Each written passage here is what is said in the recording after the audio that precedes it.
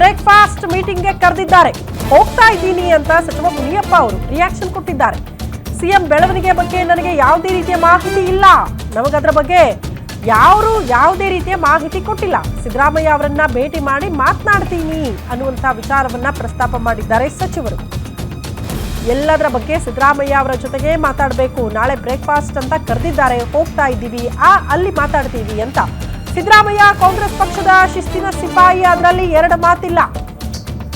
Siddaramaiah mass leader, ನಮ್ಮ ನಾಯಕ ಅನ್ನೋದನ್ನ ಮತ್ತೆ ಹೇಳ್ತಿದ್ದಾರೆ ನಾಯಕರು. ಹೈಕಮಾಂಡ್ ಏನೇ ತೀರ್ಮಾನ ಕೈಗೊಂಡ್ರು ಕೂಡ ನಾವೆಲ್ಲ ಅದಕ್ಕೆ ಬದ್ಧ, ಅದರಂತೆ ನಾವು ನಡೆದುಕೊಳ್ತೀವಿ ಅಂತ ಬೆಂಗಳೂರಿನಲ್ಲಿ ಆಹಾರ ಸಚಿವ ಮುನಿಯಪ್ಪ ಅವರು ಈ ಹೇಳಿಕೆ ಕೊಟ್ಟಿದ್ದಾರೆ.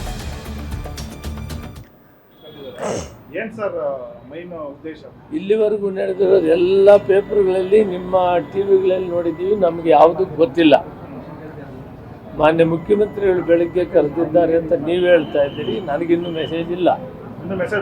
ಇಲ್ಲ, ಮಾನ್ಯ ಮುಖ್ಯಮಂತ್ರಿಗಳು ಕರೆದ್ರೆ ನಾವು ಹೋಗ್ತೀವಿ, ಏನು ವಿಷಯಗಳನ್ನು ತಿಳ್ಕೊಂತೀವಿ.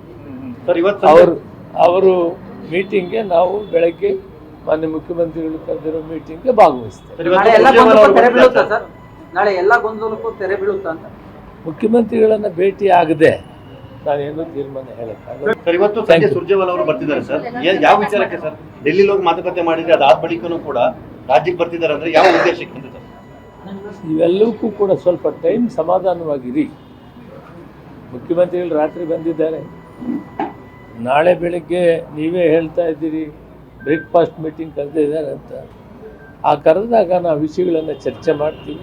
ಅವರ ಶಿಸ್ತಿನ ಸಿಪಾಯಿ. ದಲಿತ ಸಿಎಂ ಕೂಗು ಬಗ್ಗೆ ಚರ್ಚೆ ಆಗ್ತಾ ಇದೆ. ಸಿದ್ದರಾಮಯ್ಯ ರಾಜೀನಾಮೆ ಕೊಟ್ರೆ ಸರ್, ಸಿದ್ದರಾಮಯ್ಯ ರಾಜೀನಾಮೆ ಕೊಟ್ರೆ ದಲಿತ ಸಿಎಂ ಕ್ಲೈಮ್ ಮಾಡ್ತೀರಾ ಸರ್? ಹೈಕಮಾಂಡ್ ತೀರ್ಮಾನಕ್ಕೆ ಬದ್ಧವಾಗಿರ್ತೇನೆ. ನಾಳೆ ಸಿಎಂ ಸಿದ್ದರಾಮಯ್ಯ ಅವರು ಬ್ರೇಕ್ಫಾಸ್ಟ್ ಮೀಟಿಂಗ್ ಕರೆದಿದ್ದಾರೆ, ಏನ್ ಸರ್ ಮೈನ್ ಉದ್ದೇಶ? ಇಲ್ಲಿವರೆಗೂ ನಡೆದಿರೋದು ಎಲ್ಲ ಪೇಪರ್ಗಳಲ್ಲಿ, ನಿಮ್ಮ ಟಿವಿಗಳಲ್ಲಿ ನೋಡಿದ್ದೀವಿ. ನಮಗೆ ಯಾವುದೂ ಗೊತ್ತಿಲ್ಲ. ಮಾನ್ಯ ಮುಖ್ಯಮಂತ್ರಿಗಳು ಬೆಳಗ್ಗೆ ಕರೆದಿದ್ದಾರೆ ಅಂತ ನೀವು ಹೇಳ್ತಾ ಇದ್ದೀರಿ, ನನಗಿನ್ನೂ ಮೆಸೇಜ್ ಇಲ್ಲ. ಮೆಸೇಜ್ ಬಂದಿಲ್ಲ.